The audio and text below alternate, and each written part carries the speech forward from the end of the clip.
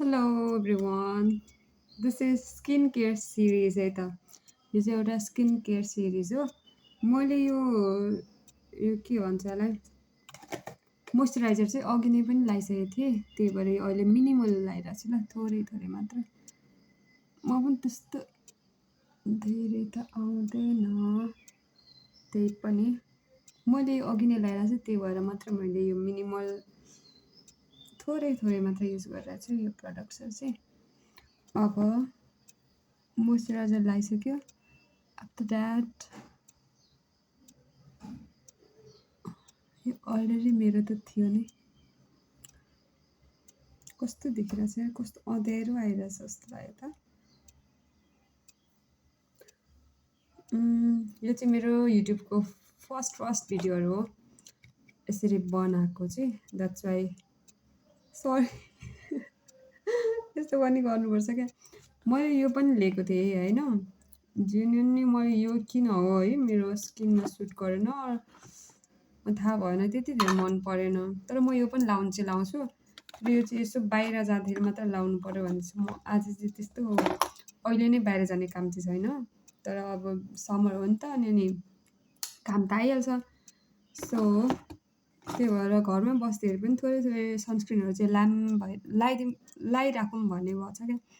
अनि यो जुन टिलकोठीहरू टाइपको छ नि, यो चाहिँ मेरो पहिला थिएन क्या, अनि अहिले चाहिँ कति धेरै डार्क हुँदै जाँदैछ कि अझै गाढा हुँदै जाँदैछ। अनि त्यो क्यामेराहरूमा पनि पुरा भिजिबल हुन्छ कि अगाडिबाट त्यो के भन्छ यसलाई, सेल्फीहरू लिँदा ओर्दा अगाडि फ्रन्ट मिररमा चाहिँ एकदम यो देखिन थालेको छ क्या।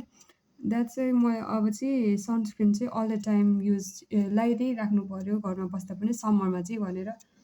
अनि एउटा इनफ अमाउन्ट भन्छ नि, अब सनस्क्रिन त यो दुईवटा हातको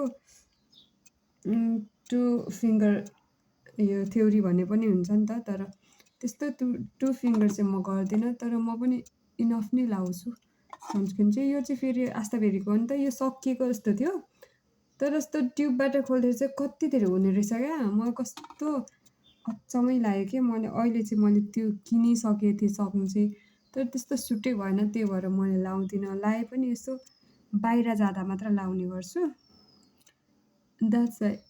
अनि यो चाहिँ मैले काटेर खोलेको थिएँ कि साँच्चीकै हुने रहेछ कि, मैले कसको भिडियो देखिरहेको थिएँ त्यस्तै काटेर लगाएको।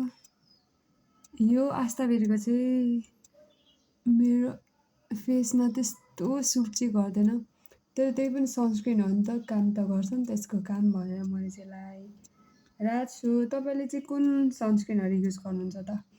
मैले चाहिँ यो गर्थेँ, यो आस्ताबेरीको लाउँदाखेरि चाहिँ अब एकछिन त म भुत्तै भएर बस्नुपर्छ क्या, त्यति धेरै राम्रो ब्लेन्ड पनि नहुने, अनि पुरै त्यो वाइट कास्ट हुँदैन। यो हेर न, एक साइडमा अलिक बढी भयो जस्तो छ, पुरै हुन्छ क्या, अनि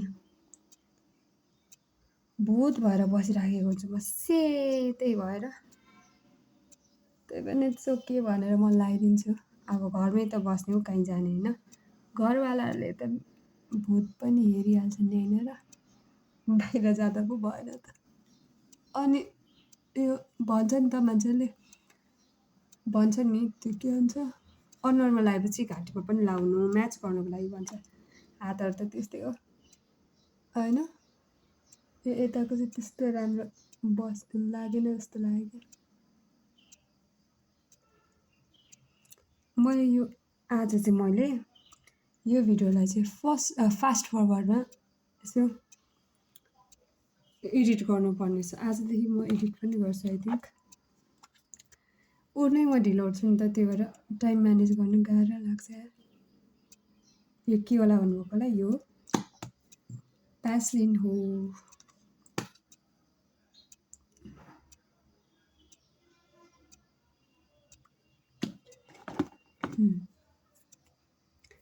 स्किन केयरको चाहिँ यति नै है। म चाहिँ एकदम मिनिमल गर्छु कि अब बाहिर जाँदाखेरि आवाज मेरो के